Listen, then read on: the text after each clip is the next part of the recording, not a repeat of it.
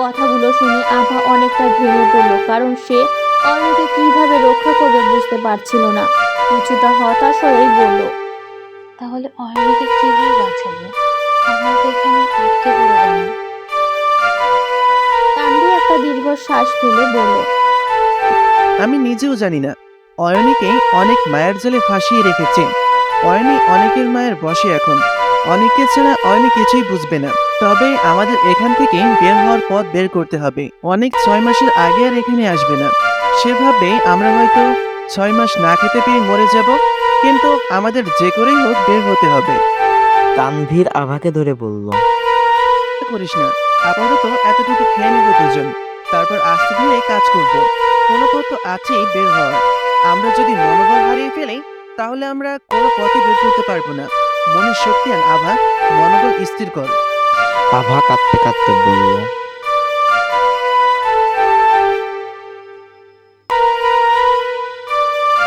যখনই আশার আলো দেখি তখনই সেটা নিভে যাচ্ছে। এ কোন মায়াজালে ফেসে গেলাম বুঝছি না। কেন জীবনটা পাল্টে গেল বুঝতে পারছি না। সব তো ভালো ছিল, হুট করে আনিস কেন ওই অয়নির জীবনে আসলো আর জীবনটাকে নরক করে দিল। সব দোষ আমার, কারণ আমি অনেকে নিয়ে পাহাড়ে ঘুরতে গেছিলাম। অয়নি যেতে চাইনি, জোর করে নিয়ে গেছিলাম। আমি না নিয়ে গেলে অয়নির এ হাল হতো না। আরে পাগলি, ভাগ্যের লীলা খেলা থেকে কি কেউ বের হতে পারবে নাকি? সব তো ভাগ্যের লীলা খেলা। এখন এভাবে কেঁদে সময় নষ্ট করলে কিছুই হবে না। পথ খুঁজতে হবে বের হওয়ার। খাবারগুলো বের করে খেয়ে নে আগে। আবার চোখ মুছতে মুছতে বলল। এই বলে আভা তার ব্যাগ থেকে শুকনো খাবারগুলো বের করলো। কিছু কেক, বাদাম, চানাচুর, আচার এগুলো ছিল। ওইখান থেকে তানভি কিছু খেয়ে আর আভাও কিছু খেলো, আর কিছু পরে খাবারের জন্য রেখে দিল। তুই নিজেকে স্থির কর। আমাদের সামনে এগিয়ে যেতে হবে, পথ বের করতে হবে। মনে সাহস না থাকলে আমরা পথ খুঁজে পাবো না। মনে সাহস আন আগে। এভাবে ভেঙে পড়িস না। আমাদের এখনো অনেক কাজ বাকি। সব কাজগুলো আমাদের ঠান্ডা মাথায় করতে হবে। তানভীরের কথাগুলো শুনে আভা তানভীরের দিকে তাকালো। এই প্রথম তানভীকে আভা অন্যভাবে অনুভব করতে লাগলো। এই প্রথম তানভীকে কেন জানি না আবার ফ্রেন্ডের বাইরেও একটা কিছু মনে হচ্ছে। তানভীকে আভা আর একটু শক্ত করে ধরে বলল, হয়তো তুই ঠিকই বলেছিস, কিন্তু এত কিছু ঘটনার পরও মনের শক্তি পাচ্ছি না। যাই হোক, পুরো ঘটনা আমাদের একবার দেখতেই হবে। কোনো বের হওয়ার রাস্তা পাই কিনা খুঁজতে হবে। এই তো বুঝতে পেরেছিস। চল একবার ঘরটা দেখে আসি। যদিও অন্ধকারে তেমন দেখা যাচ্ছে না, তবে চেষ্টা করলে ঠিকই পথ বের করতে পারবো। এরপর তানভী আর আভা পুরো ঘরটা খুঁজলো। খুঁজে কোনো কিছু যেন পাচ্ছিলই না। টুকিটাকি সুতা, হাড়গোড় আর স্যাঁতস্যাঁতে রক্ত ছাড়াও এই ঘরটাতে তেমন কিছু নেই। আবার যতই চারদিকে হাঁটছে ততই ঘরটা হাল দেখে শিউরে উঠছে। এত ভয়ঙ্কর ঘরও হতে পারে সেটা তার জানা ছিল না। হঠাৎই আভা স্যাঁতস্যাঁতে রক্তের পিছল খেয়ে পড়ে গেল। সাথে দেয়ালে থাকা পোস্টারটাও পড়ে গেল। আভা পড়ে গিয়ে একটা চিৎকার দিয়ে উঠল। আবার চিৎকার শুনে তানভীর সে জায়গায় গেল আর দেখলো আভা পড়ে গেছে। আভাকে ধরতে গিয়ে তানভীর খেয়াল করলো একটা ছোট্ট জানালা। আভাকে উঠিয়ে তানভীর বলল, দোস্ত দেখ, একটা জানালা, তবে আটকানো। এটাকে ভাঙতে হবে। আভা নিরাশ হয়ে বলল, ভাঙবে কিভাবে? এখানে তো ভাঙার মতো কিছু নেই। তানভীর একটা স্বস্তির নিঃশ্বাস ফেলে বলল, ওইখান থেকে শক্ত দেখে কতগুলো ফিমার আর হিউম্যানের হাড় নিয়ে আয়। এগুলো দিয়ে ভাঙার চেষ্টা করব। লকটা জং ধরে আছে, একটু চেষ্টা করলে খুলে যাবে। কয়েকটা হাড় থেকে এক লম্বা শক্ত একটা হাড় নিল আর তানভীরকে দিল। তানভীর আভার থেকে হাড়টা নিয়ে জানালার জোরে আঘাত করতে জানলাটা ভেঙে গেল। জানলাটা খোলার পর দুজন যা দেখলো তা দেখায় অবাক হয়ে গেল, কারণ তারা খেয়াল করলো জানলার ওপাশে আর একটা ছোট্ট ঘর। আভা আর তানভীর ঘরটায় প্রবেশ করলো। ঘরটার চারদিক দেখতে লাগলো। হঠাৎ করে আভা খেয়াল করলো একটা কর্নারে একটা বক্স পড়ে আছে। বক্সটার নকশা দেখে বোঝা যাচ্ছে এটা কোনো রাজকীয় বক্স আর অনেক পুরনো। আভা তানভীরকে ডেকে বলল। দোস্ত দেখ, একটা বক্স। কিসের বক্স বুঝতে পারছি না, তবে কিছু একটা তো আছে। আভার কথা শুনে তানভীর দৌড়ে আসলো আর দেখলো সত্যিই একটা বক্স পড়ে আছে। তানভীর গিয়ে বক্সটা হাতে নিল আর খেয়াল করলো বক্সটা অনেক পুরনো। তানভীর কি করবে বুঝতে পারছে না, বক্সটা খুলবে নাকি রেখে দিবে। আভা তানভীরকে বলে ওঠে। কিরে, কি করবি? বক্সটা কি খুলবি? তানভীর ভাবান্তর মন নিয়ে বলল। কি করব বুঝতে পারছি না, খুলবো নাকি খুলবো না জানি না, তবে খুলে দেখাটাও জরুরি। খুলতে গেলে যদি আবার বিপদে পড়ি, এ ভয়ে খুলতেও মন চাচ্ছে না। পদের আর কি বাকি আছে, যা হবার হবে। তুই খুলতে দোস্ত। তাহলে খুলে ফেলি। খুল। তারপর আভা আর তানভীর মিলে বক্সটা খুললো। বক্সটা খোলার পরে খেয়াল করলো একটা সরু আলোক রশ্মি মেঝেতে পড়ছে আর সেখান থেকে একজন সুন্দর রমণী বের হচ্ছে। এত সুন্দর মেয়ে আভা আর তানভীর এর আগে কখনো দেখেনি। তার উপর চোখগুলো দেখে দুজনেরই চমকে গেছে। এত সুন্দর চোখ কোনো মানুষের হয়? সেটা যেন তানভীর আর আভা জানারই ছিল না।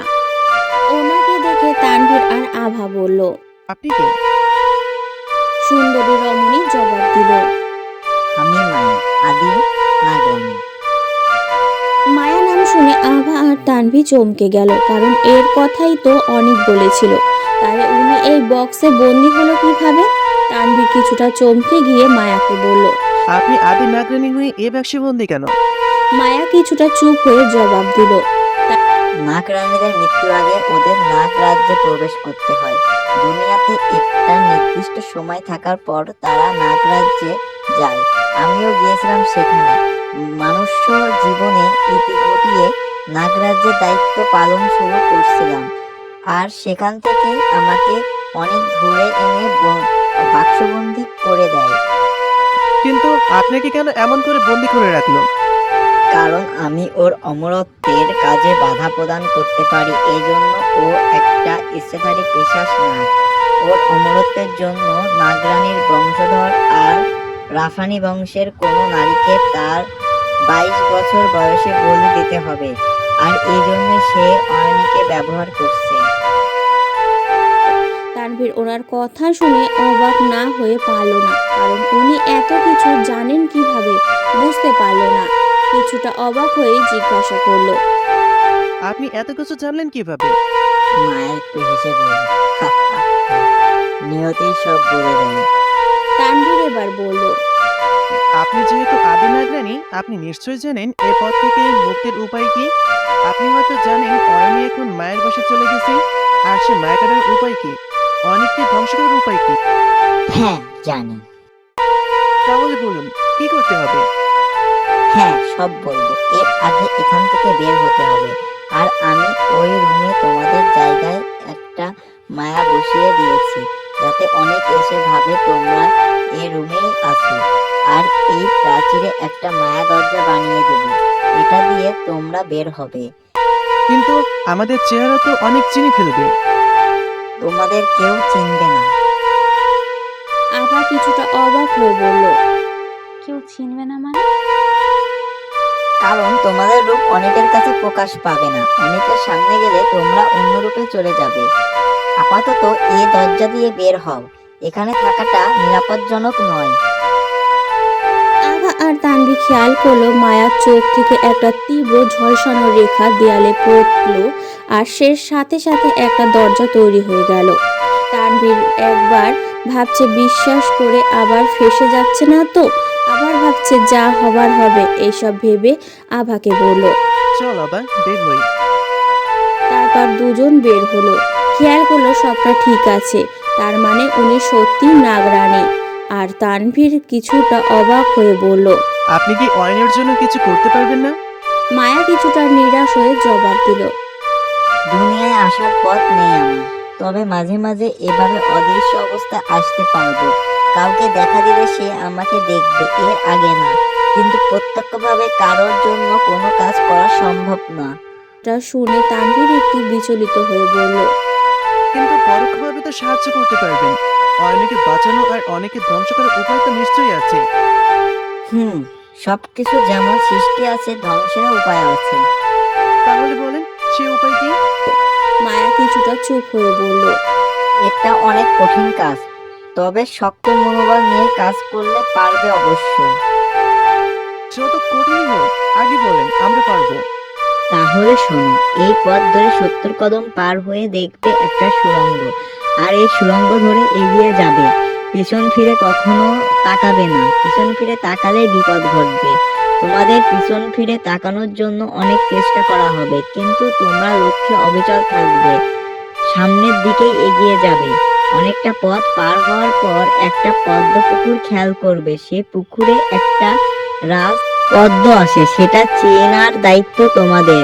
রাজপদ্মটা নিয়ে আমার কাছে আসবে, তারপর বাকি সব বুঝিয়ে দিব।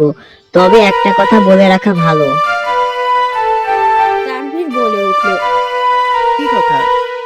মায়া বলল, ভুল পদ্ম টেনে তুললে তুমি সেখানে মায়ার জালে ফেসে যাবে, আর এ মায়ায় 5 মাস কেটে যাবে, তুমি টেরই পাবে না।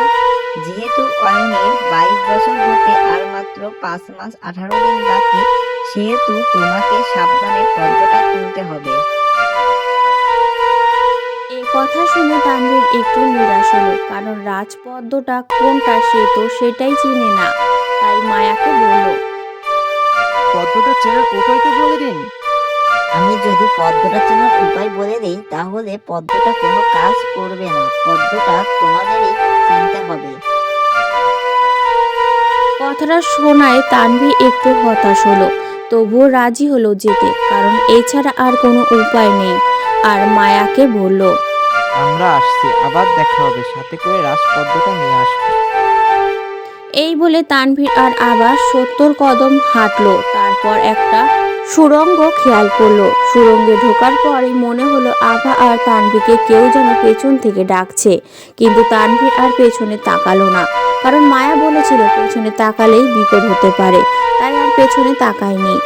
অপরদিকে আভা মায়ার কথাটা ভুলে যায়, সে পেছনে তাকিয়ে ফেলে আর সাথে সাথে আভা একটা মূর্তিতে পরিণত হয়। তানভীর বুঝতে পেরেছিল আভার কিছু একটা হয়েছে, তবুও নিজেকে সামলে সে আর পেছনে তাকায়নি। অবশেষে তানভীর পদ্ম পুকুরটা খেয়াল করলো আর দেখলো সেখানে অনেকগুলো পদ্ম চকচক করছে। তানভীর সেইখানে থেকে সবচেয়ে চকচকে পদ্মটা ধরে টান দিল, কারণ তানভীর কাছে মনে হলো এইটাই রাজপদ্ম। তানভীর পদ্মটা টানার পরই খেয়াল করলো তানভি পদ্মটা তোলার পরই খেয়াল করলো পদ্মটা মিলিয়ে গেল, তার মানে এটা রাজপদ্ম ছিল না। এবার তানভীর বেশ ভয় পেয়ে গেল, সাথে সাথে তানভীরের মাথাটা বেশ ঝিমাতে শুরু করলো। তারপর আবার তানভীর এই সব ঠিক হলো। তানভীর বুঝতে পারলো তার শরীরে বেশ 5টা মাস চলে গেছে। এবার তানভীর যদি হুজুগের মাথায় না বুঝে পদ্মটা তুলে, তাহলে তানভীর আর অয়নীকে বাঁচাতে পারবে না, এটা বেশ বুঝতে পারছে। তাই এবার তানভীর মনে মনে ভাবলো, যেহেতু চকচকে পদ্মটা রাজপদ্ম না, তাহলে সব থেকে নির্জীব পদ্মটাই রাজপদ্ম হতে পারে। এবার তানভীর খুব উত্তেজনার সাথে ভয়ে ভয়ে সবচেয়ে নির্জীব পদ্মটাকে তুললো আর খেয়াল করলো পুকুর থেকে মায়া উঠে এসেছে। মায়াকে দেখে তানভীর অবাক হয়ে গেল আর বলল, আপনি এখানে? মায়া একটু হাসি মাখা মুখ নিয়েই বলল, হ্যাঁ, আমি এখানে। তুমি তোমার পরীক্ষায় উত্তীর্ণ হয়েছো। এখন কি করতে হবে বলুন? তোমার সময় আর মাত্র 18 দিন বাকি আছে। এখান থেকে বের হতে 17 দিন চলে যাবে। এই পদ্মটা নিয়ে মায়া দরজা দিয়ে ওই রুমে প্রবেশ করবে, আর দেখবে অনিককে বলি দেওয়ার জন্য প্রস্তুতি নিচ্ছে। যখন তুমি অনিককে দেখবে, তার নাকে শুধু এই পদ্মটা ধরবে, সে পদ্মটার ঘ্রাণে মৃত্যুবরণ করবে। তানভীর মায়ার কথা শুনে তাড়াতাড়ি রওনা দিল। মাঝপথে আভাকে দেখলো, আভাকে দেখে একটা স্বস্তির নিঃশ্বাস ফেললো আর বলল, চল তাড়াতাড়ি চল। আভা তানভীরকে দেখে বলল, আমি তখন কোথায় ছিলাম? এসব কথা বলার সময় নেই, চল তাড়াতাড়ি। তানভীর বলল। তারপর আভা তানভীর রওনা দিল। মায়া দরজা দিয়ে তানভীর প্রবেশ করে দেখলো অনেক অয়নীকে বলি দেওয়ার জন্য প্রস্তুত হচ্ছে। ঠিক এই মুহূর্তেই তানভি অনেকের নাকে ফুলটা ধরলো আর অনেক মারা গেল। তানভি আর আভা অয়নীকে নিয়ে বের হয়ে গেল আর বাড়িটা ধ্বংস হয়ে গেল। সে সাথে কাহিনীটাও শেষ হলো আর অয়নীর সাথে তানভীরের বিয়ে হয়ে গেল আর আভা বিদেশ চলে গেল তার বাবা মায়ের কাছে। আশাও এবার কাহিনীটা শোনার বেশ অবাক হলো। সত্যি কত কাহিনী ঘেরা এই দুনিয়া। মায়ের বকায় দুজনার ঘুম কাটলো আর আজকে আমাকে দেখতে আসবে মা বলল। হ্যাঁ মা, রেডি হয়েছি। তারপর আমি রেডি হলাম, আমাকে দেখতে আসলো। ছেলেকে দেখে বেশ পছন্দ হলো, আলাদা করে কথা বলতে বললো। আমার সাথে আশাও গেল। ছেলে জিজ্ঞাসা করলো, তরি আপনার? নামটা শুনে পাশ থেকে আশা বলে বসলো। কথাটা শুনে উনি একটু বিব্রত বোধ হয়েই বলল। আমি একটু হেসে বললাম, তেমন কিছু না। আর ভাবতে লাগলাম আশার মন থেকে গল্পের প্রভাবটা যায়নি। আর সত্যি বলতে আমার মন থেকেও গল্পের প্রভাবটা যায়নি। জানি না এটা কি ছিল, সত্যি নাকি গল্প। যাই হোক, এর মধ্যে আমার বিয়ে পাকা কথা হয়ে গেছে। কিছুদিন পরই আমার আর অরণ্যর বিয়ে।